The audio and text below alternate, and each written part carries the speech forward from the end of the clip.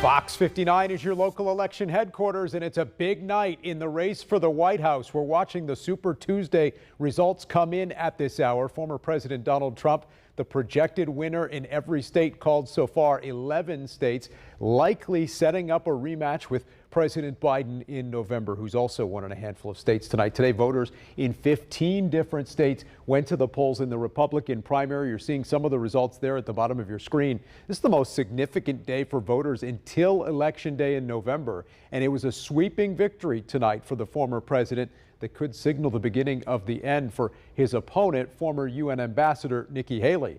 The former South Carolina governor is the last other Republican candidate still in this race.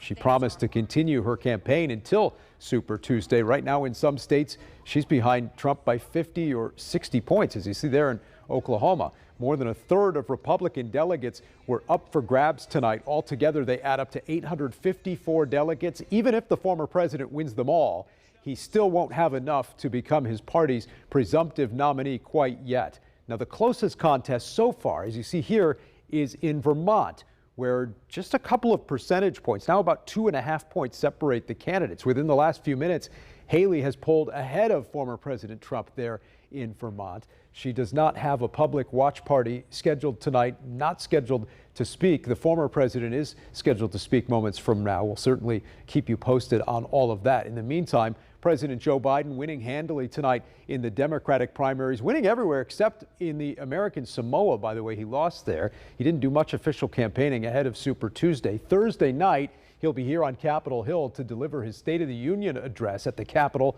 Alabama Senator Katie Britt will give the Republican response. We'll have both speeches live right here on Fox 59 starting at 9 p.m. Thursday night.